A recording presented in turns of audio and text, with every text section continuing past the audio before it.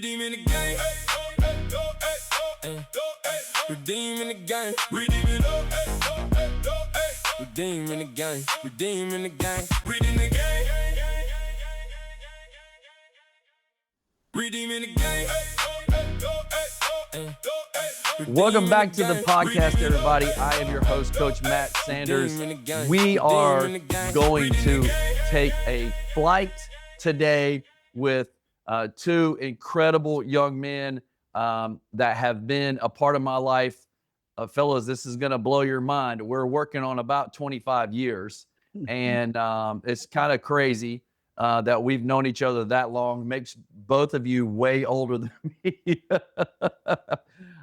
This one is super special for me because these two young men joined me at the start of my career. They spent they're part of my first 8 years as a head coach in high school back at the good old HC, the Airway Christian Academy. Some people call it Hairway. They were super integral part of just everything that God was doing in my life. And most importantly, that I guess the best way to say it is like the family atmosphere of what we became started there. And so, bro, I'm just so grateful for you guys. I got Israel Childs and Mr. Tim Morrison on the call today. And I love you guys. So I appreciate you being here. Hey, thanks, Coach. Excited to be here. Yeah, so it's gonna be great. So just a little context for everybody who's listening. These two guys both played basketball for me. Completely different players. And when I say completely different, I'm talking about the most night and day you could ever have on a coaching staff. Like you got Iz, who was baseline to baseline, one of the fastest players I ever coached. You could make a layup on anybody. And then Tim, who would just sacrifice every cell in his body for the team and whatever it took. Like, we're talking about different ends of the spectrum, but both of these guys were so integral in a championship, maybe, or two, I don't know. And then just how the start of my career was molded by just two young men who were so dedicated. One at that time probably still really growing in your faith, which I can't wait to hear. And then, but most importantly, just fell in love, especially for Tim, just fell in love with basketball after coming off a skateboard and onto the basketball court. So looking forward to unpacking that a little bit. And I want to say this before I want to toss it to you, and let you tell us a little bit about yourself. But basketball was really preparing both of you, and that's what this podcast is about today. Basketball was preparing both of you, and in so many different ways, and crazy that both of you end up in the military, which is wild to me, and how basketball was used there. So without further ado, Mr. Israel Childs, will you tell these people across the world, by the way, 10 countries will hear this. Yep, 10 countries will hear this. Tell them a little bit about yourself, where you're from, and about your family. Okay, yes. Thank you, Coach. First off, I thank you for everything you said, but also, man, you wouldn't believe just how much it's so true what you said. And I think Tim and I probably don't see each other, and we see each other a decent amount without talking about being on that team with you and things that happened. And, it definitely shaped our lives. But anyway, just to dig into me a little, again, I'm Israel Childs. I grew up in Villa Rica, Carrollton, West Georgia area. Went to school at Airway in Douglasville, where Mom worked there, so we could go there and everything. So grew up there. So kind of lived in Villa Rica, but most everything was in Douglasville. And between being with you and the team and at Tim's house, whatever, that's kind of where I was. And then after high school, going into the Air Force, me and Tim doing that together. He got married, so we didn't end up together. No, he'll tell you a different story and say that it was my fault, but we had a good time, and I did that for a few years, and now Tim's retiring, and I'm like, dang, I should have stuck it out with him. I'd be retiring with him, but did that for a few years, and then got out, really wanted to go to school and changed my major probably 3 or 4 times, ended up with a marketing and PR degree, and started working at Soliant in Tucker, which now is in Peachtree Corners, Cobb area. And that's usually where I work. And I'm also in Greenville, South Carolina. So close Come to on. Coach's hometown over there. Where I was Seneca. born. I was Yeah. born in Greenville. Mm-hmm.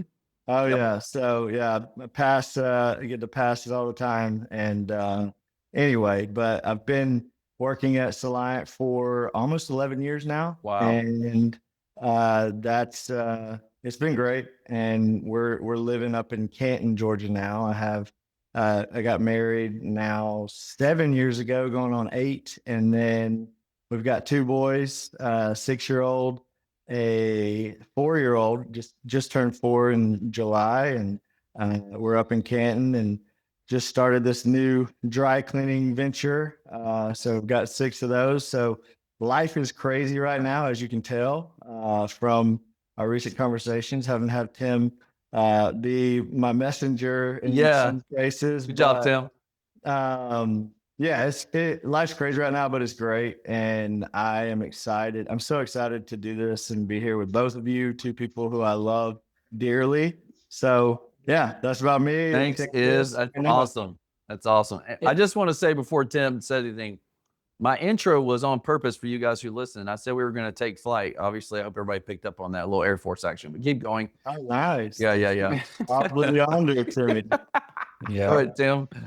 Well, before we finish with this, he's being super humble. He says he works at Soliant. Israel is in a leadership position, leading men and women in that organization at a very high level. So Come on.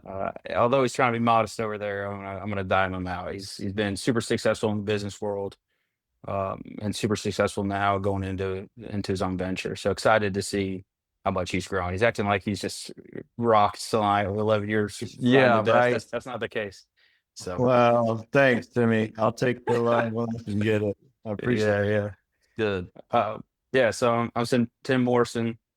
Played for Coach from 2001 2006, I think, 5 years. Yeah, so I played a lot of sports growing up, but basketball really wasn't one I played heavily. And then found my way to Airway in 8th grade. That's when I met Coach, and pretty much if you had a pulse, you're getting recruited to that basketball team. So yeah, definitely 2 So ends of the true. spectrum. But I am glad, Coach, that you highlighted, 2 of the 3 people on this call do have rings, plural. What 2 of us have 2? Yeah. I still feel like I was part of it, though. I really feel My like heart you're. was still with Sometimes I feel like you won one. You won the one after you left. Yeah. Yeah, my heart was with you. Yeah, you were.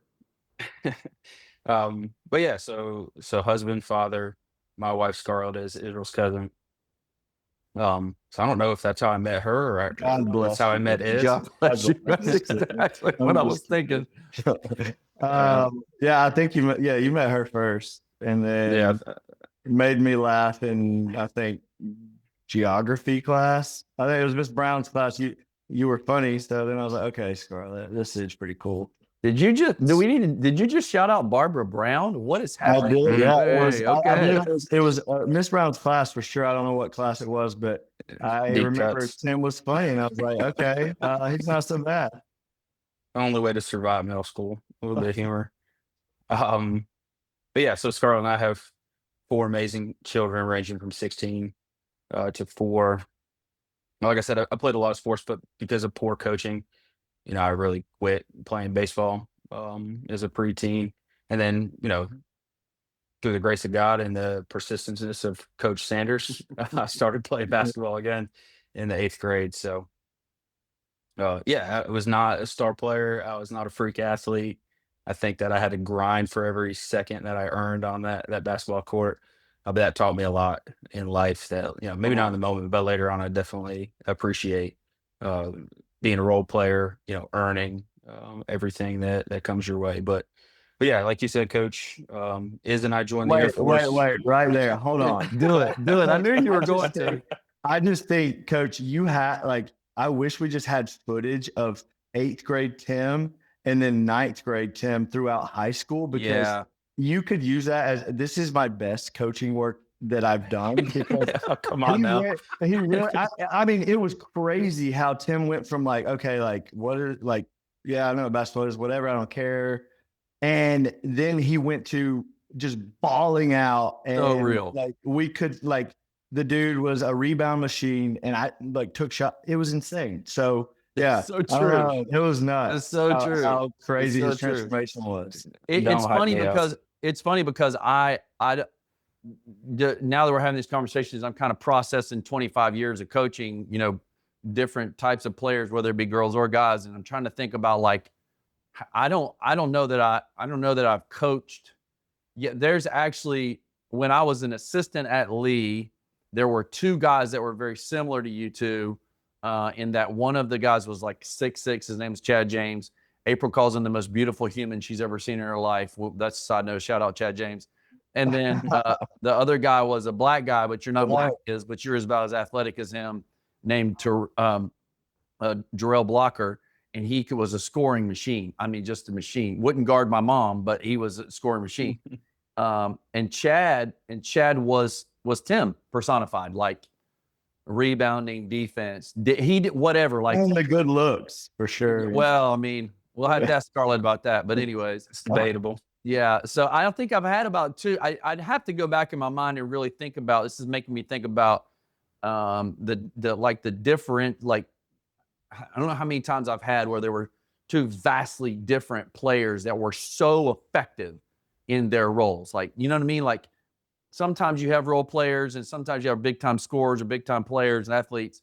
You just don't ever have like this. They're like separate, right? And I need to think on that. That would be good. That might be a good TikTok. Yeah, Yeah. he'll end up in top 3 Yeah. at least. All right. Well, I love you both, and I'm grateful for you being on the podcast today. And let's just go ahead, and I'm not even going to hold back. All right, yes, coming to you. Let's go back to high school. So, who were you before anyone knew your name as a basketball player? Man, yeah, this one I definitely, when I saw that, it's the toughest one I think for me to answer because it really calls for you to examine yourself, and Yeah. sometimes that's painful, especially going back to high school, because there's so much that I don't want to say regret, but I just wasted time, and it's like, gosh, like so much I wish I would have gotten back, and just putting my like identity in all the wrong things. And I was very fortunate to be able to work with you at the golf course as well as, we spent as a basketball team. That was, at our school, that was life. And Yes, it was. so we spent so much time together. And as I think so much now of all the things that I'm like, gosh, yeah, Coach Sanders told me that. I wish I would have listened 10 years ago. But yeah, just I really think that it goes back to my identity, and I don't really know how it's perceived by everyone. No one can, but I feel like I was just trying to find myself, and as we all are in high school, 100%. It's just my identity was always wrapped up in the wrong things, and I think basketball was one of the things. I mean, I truly go back to it daily to this day, and I'll be 40 years old on Christmas Eve.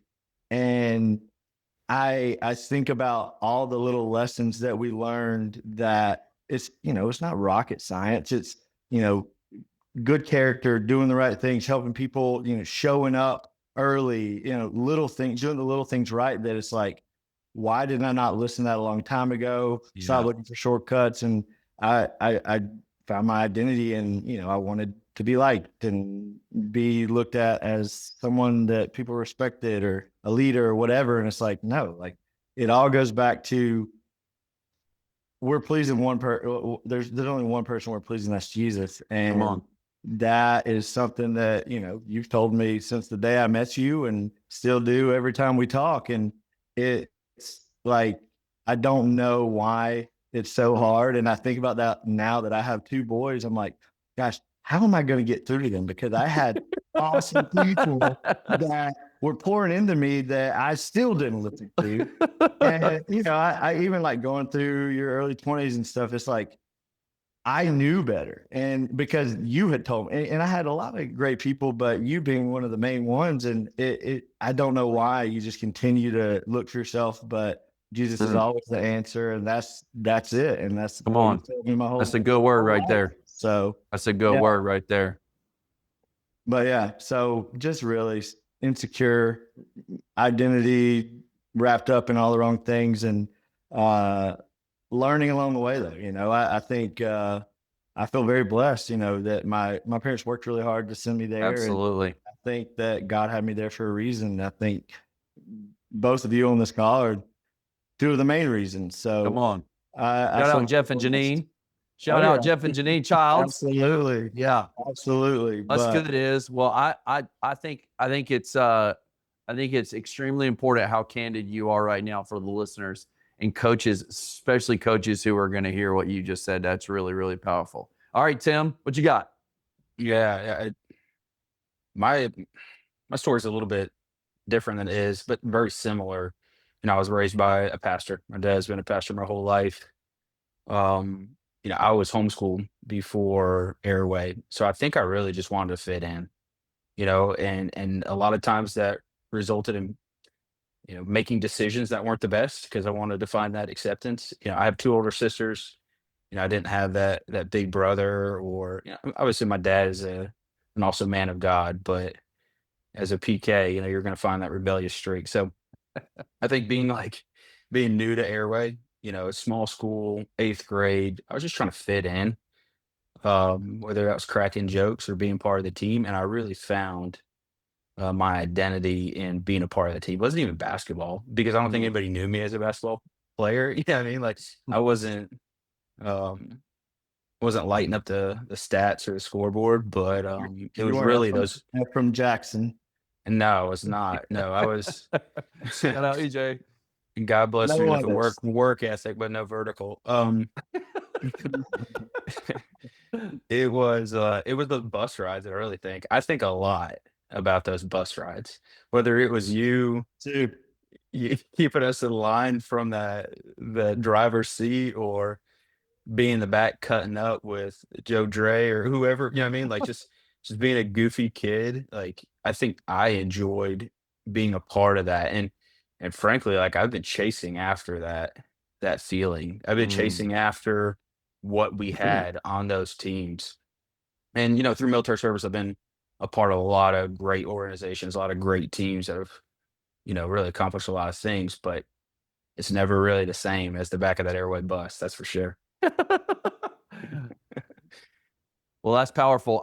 It's interesting that you say that because I know you guys have probably had every once in a while catch some of the TikToks. I mean, just the reels, but like I can't tell you how many times I hear that, and I say that to coaches, like the time you're pouring into them, the thing that you need to make the most sacred is the locker room in the back of the bus, right? That's really the meals and all that, because that's really where the foundation of who these guys and gals are becoming, right? That's where it happens. And if you set a great culture and the back of the bus is not something that's, you know, wild and crazy stuff going on that, you know, that's frankly just inappropriate, like it can be life-changing and stuff that you Yeah. hold on to. it It was. was I for mean, me.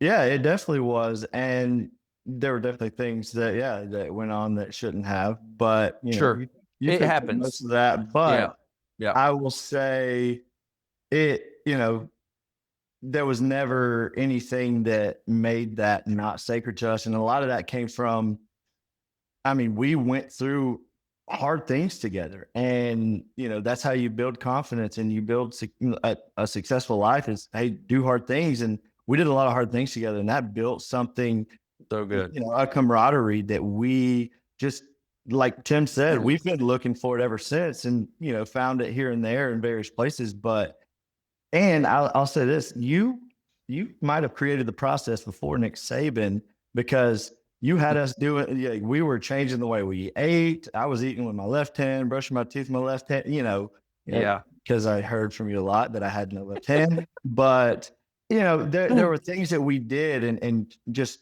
hey, showing up early, things that have served Tim and I both well in our careers, that things that you taught us that so many people now, just like I know Tim mentioned, I lead a lot of people, and I know that I'm blessed because I was poured into and taught these things at a young age that people just don't know. And So good. it's something that I would never, ever want to replace. And it's something that has really helped both of us. I know, because we've had many Powerful. conversations about it, but So yeah, powerful. just want to throw that in there. Yeah, for it was really falling in love with that process. Whether it was 32-21s until like your knees buckled, or it was, the level of expectation that you have for us. It wasn't the wins and losses mattered, but playing to our standard as a team, whether that was against, a private school that had 4 out of the 5 go to the league, that were grown men run us out of the court. Or True. if it was, I watched Olu Ashalu, who did spend some time on the Jazz. Yeah, shout out. Shout out. Olu. I think that I took a charge and didn't breathe for about 30 minutes after that from Olu. From Solomon Tapp, yeah. Good Lord, Solomon Tapp. Or Wow. what was that team that all they wanted to do was hold the ball and reduce the amount of shots against us because we were running them out of the gym? Like, it didn't matter who we were playing against. It was the expectation, the standard for the team. I was telling my son the other day, you probably remember this, but coach, part of, I think it might have been your senior year, is part of our warm up. We were a unique team and we wanted to do all kinds of crazy stuff in the tunnel, and we had our chants and our routines. But then you made us run out, and we all got around the 3-point line, and we had to shoot with no basketballs. Yeah. And it was all about form. And the first time we did it, I hated it because the other team was at the end of the court making fun of us. Like, what are these idiots doing, warming up without basketballs? But then we would just run teams out of the gym. And it was like, this is the part of it. And regardless, you're going to buy into it, Good. regardless if you think it's Super silly or good. not. Yeah. And this is the standard. And we're going to all shoot 3-pointers with no balls. Do And you? we're going to run you out of the gym by 25. Well, it's interesting. So this will be good for everybody here. So where that came from, and you can hear it now. I told you then, but you would have never understood it. You probably just thought I was an idiot. But like, I watched the state championship game in South Carolina, I don't know, maybe 2 years before that. And the Eau Claire High School, I think it is, where Jermaine O'Neal played. And for 5 minutes at the start of the game, they were in 3 lines. One group was doing defensive slides, one group was form shooting, and the other group was in a defensive stance. They did that for 5 minutes. There was 15 of them. And I was like, so I waited till the game got over, and I found the assistant, and I was like, what do you do? Like, why are you doing that?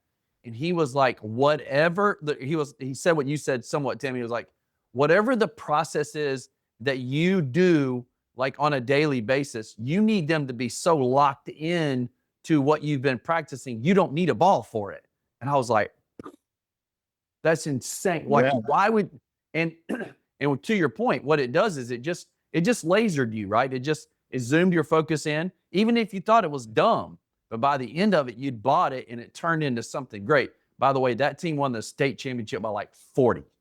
I mean, they just ran out of the group right off the floor. So that's powerful. All right, Tim, coming to you.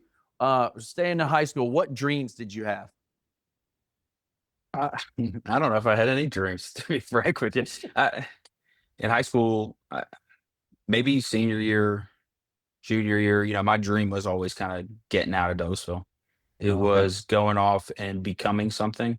I had a lot of self-confidence issues, to be frank with you, as a teenager, trying to find my place and fit in.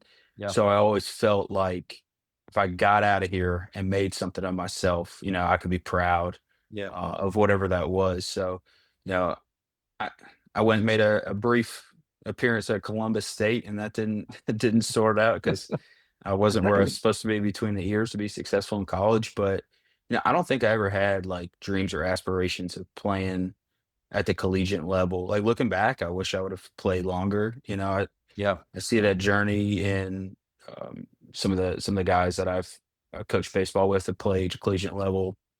guys in the military. In fact, one of the guys I coach right now, his son was just drafted by the Cubs.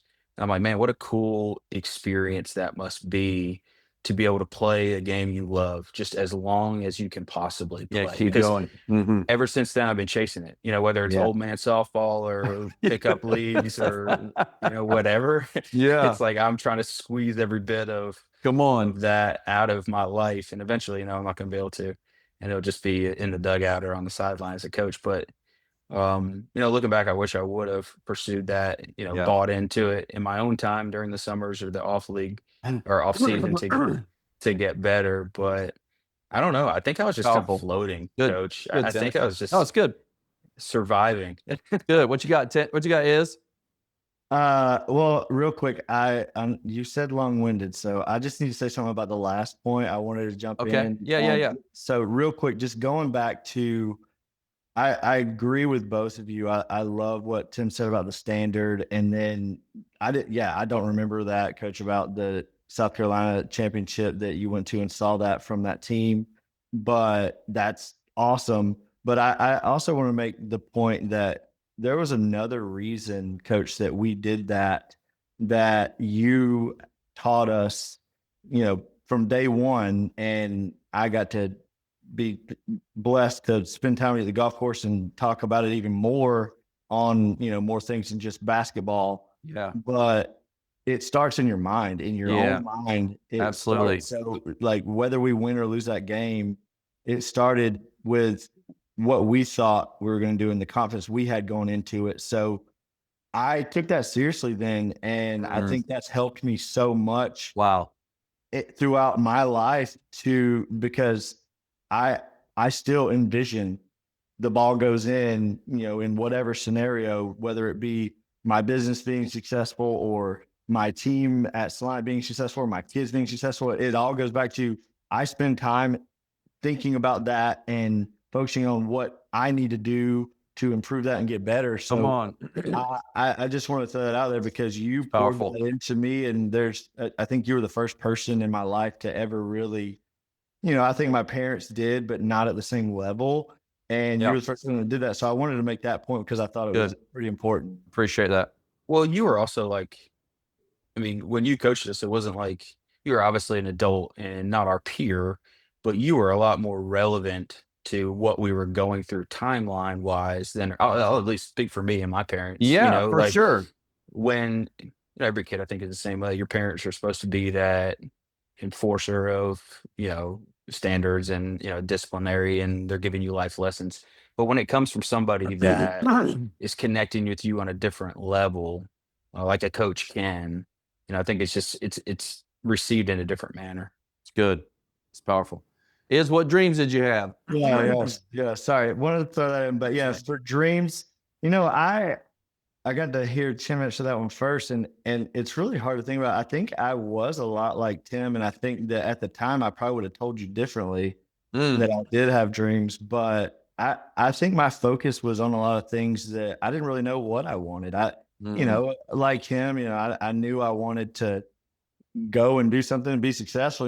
I think I've always had a drive and just an aggression to go after things, but I had no direction. And even after, like in the military, I had a great time. I learned a lot. I grew a lot. I think it was a big confidence boost for me in the military, but I still, even coming out of the military and going through college, I didn't have much of a direction until I got to Salina. And about 10 months into my job there, I don't know, really, I don't think it was one big moment. I think it's just a lot of things. And I think I had some motivation on wanting to be married and buy a house and, my background. And that was something that was really important to me, to be a provider and buy a house and everything. So I kind of found my way, but I don't know that I ever really had one dream, but It's interesting. It's interesting because that one, there's two things that kind of get,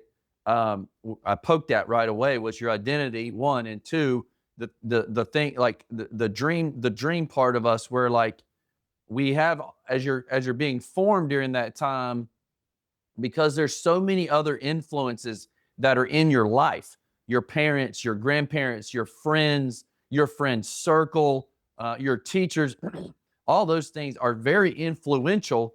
And when you have to kind of go back in the recesses of your mind, most of the time we don't like to go back there because there's some pain and some trauma and things we don't want to touch. And yet it's the thing that will help us and help in the podcast. It helps other people to hear that, because what coaches need to hear, and I believe this with now more than ever, is that our job as coaches was to pull the dream out of you. That was our job. Our job was to pull the dream out of you. And I was so young then. You're not wrong. Like I think we're all of us are about 13 years apart, right? So like y'all is going to turn 40. I'll turn 53 in November. We're not that far apart. So we weren't that far apart. A decade is a lot, but not really. And that matters. But it did help me be relevant. And yet this is what I didn't know. I didn't know that my job would have been to more push on that spot and say, but what are you really dreaming about? Like, what do you really want to do 10 years from now? Like, and we don't, the crazy thing is, looking back, it's amazing, absolutely amazing how we didn't really understand what God was doing.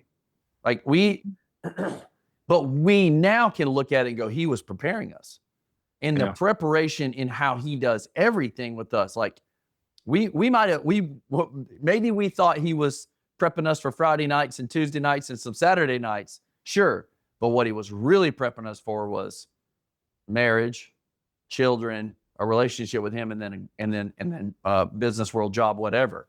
And it's interesting to think about that. And for me on this podcast, I say it all the time. Like, this is the coach's role. Our role is to pull that out of them, to call the best, the dreams, the aspirations. Go ahead, Tim. I know you're about to say something. Which I think you did for me.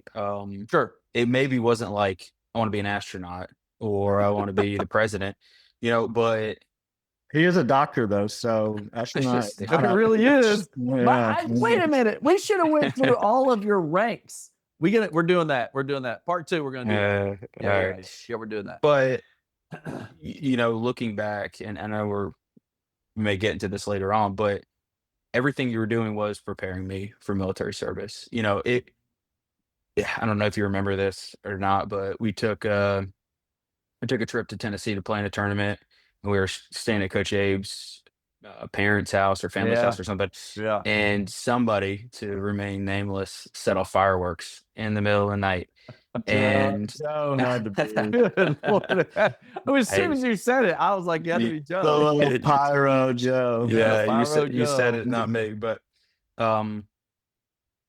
you got into me for that. And I was like, Coach, I had nothing to do with that. Like, what are you talking about? You mad at me for? But it was learning leadership, being accountable for other people's actions, setting the standard as one of the upperclassmen on the team. I think as you would graduate, I believe this was my senior year.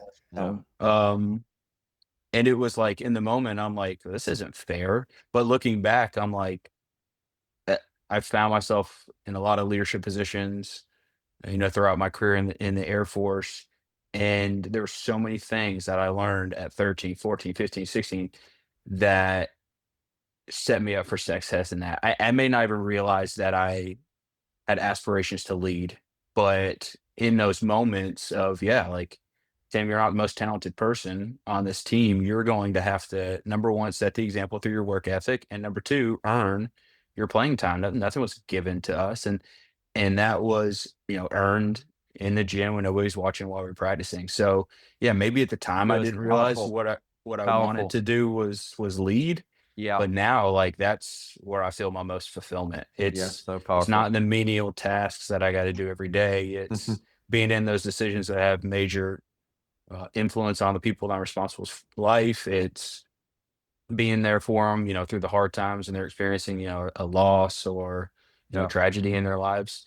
So maybe at 16, 17, I didn't realize that I wanted to be a leader, but you're preparing us for it. Okay.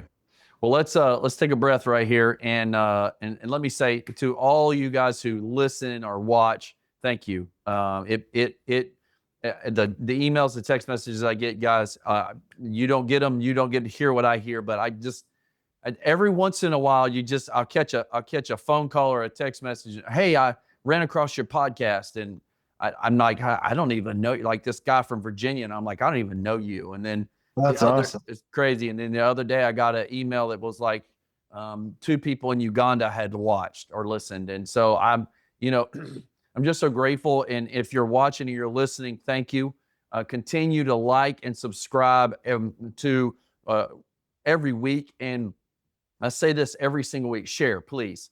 I need you to share this because more coaches need to hear this.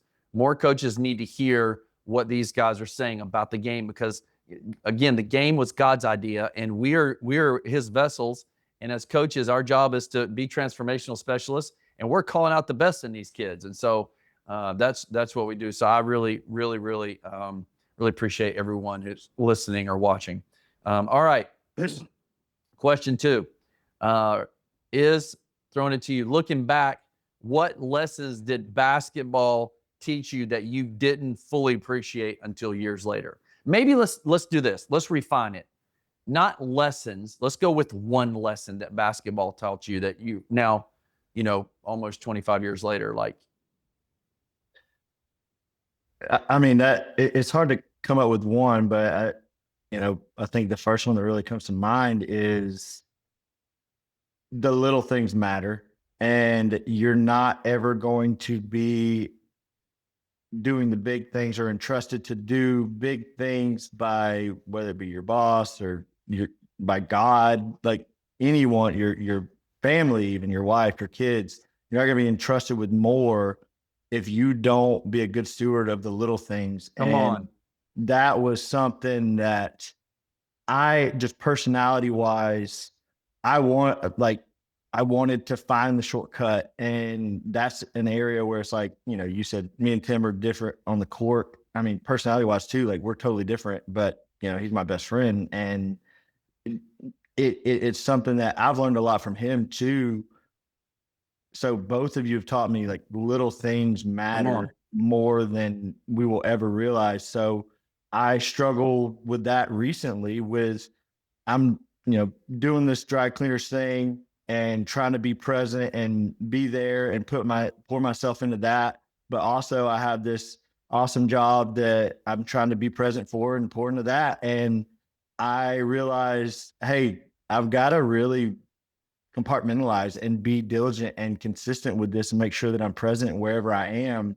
So I can do those little things right, because I could tell that because of just the chaos of life, I wasn't. And we have to check ourselves many times throughout, whether it be the basketball season or college or whatever life throws at you. You got to really check yourself and say, am I doing the little things right? So that's probably the biggest lesson. That's good. That's good. I like the idea of keeping it to one, because what will happen is it would be hard to just. Well, I would take just. You're going to go all. Yeah. We just take. It would be hard for all of us. When I read what I wrote, I was like, oh, lessons is a lot. No, we're not going lessons. Yeah. What you got, Tim? Oh man, I don't know. So many. I'm gonna keep it to one, but so many. I would say, like, looking back to me being a role player, I didn't realize how important that was. I was frankly pretty jealous of the Ephraim Jacksons, the Israel Childs, that it was like effortless for them. They just had sheer athletic talent.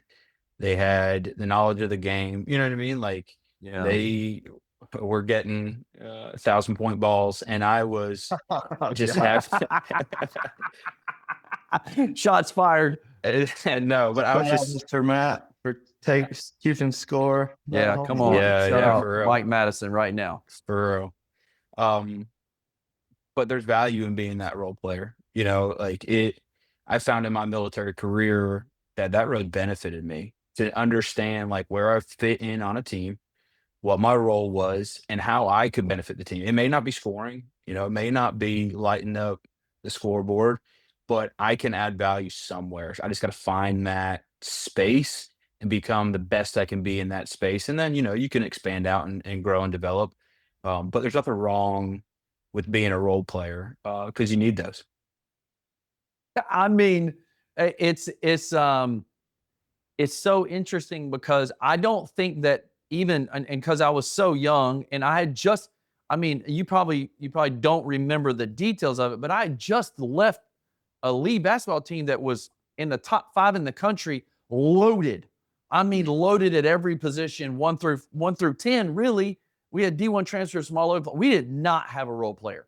There was not that. We did not. There was a couple of guys who kind of somewhat personified it, but they were so good. It was like, which I think probably was why we didn't win the national championship, other than we ran across the best post player I've ever seen in my life, bar none. But it's just there's not enough emphasis on it, and it doesn't show up a lot until someone has the ability to kind of pull you or call you out of a position where you're comfortable into being uncomfortable, and you actually put it on like a jacket, like, oh yeah, I kind of like this. I kind of enjoy the uncomfortableness of that. And I really felt like my big role was in the locker room, was on the bus, especially like as I became an upperclassman, was like being that influence, on the court. And I think I grew and became better, obviously, but I found my niche in being like that, kind of being that glue guy, or trying to be that glue guy, behind the scenes to try to bring the best out of everybody. And that's really where I feel like, as being almost a 39-year-old man, is like what I really appreciate myself. And I was a coach, like finding those guys too. Like, I need somebody to influence the team here in the dugout. I need Come somebody on. to step up Heck and, yeah. and turn the tides, because this thing's falling apart. I need somebody to be a leader, all for the Diamonds. So, And those conversations are hard because lots of times guys like you don't want to have that conversation, right? Because there's a little bit of ego, and that's ego's important, but you want what is and EJ had. And, for and sure. It's hard to have that conversation, and yet I remember having those conversations with you because I saw that in you, and I was like, you know what? This is who you are, bro. Like, hook, line, and sinker. Let's roll with this because you're going to make us really good. And you did. Like, you totally did. That was extremely important. I would argue that everybody that was wrapped around you in that leadership role that you had, because of your humility and your willingness to lay your life down, legitimately almost died in 50,000 charges. Like, I think it just elevated everybody else, including who was a great athlete, just like EJ. So, man, that's powerful. Well, as we land the plane here on part 1 of this 2-part series with these 2 young gentlemen, and you're still young, just so you know, both of you are in their 30s, dadgummit. I can't tell you how grateful I am for your candor, and I do really love you both, and looking forward to keeping the conversation going next week. Absolutely. We love you, Coach. Thanks, Coach. Yeah. Thank you. Well, ladies and gentlemen, we are going to pick this back up on the other side next week. Part 2 will be here. Make sure you stick and stay. Hit that button, that like button, and hold on and subscribe. That way this one shows up. And as we say every single week, we are redeeming this game one family, one player, and one coach at a time. Hope this blesses you. See you next week. Redeeming the game. Redeeming the game. Redeeming the game. Redeeming the game. Redeeming the game.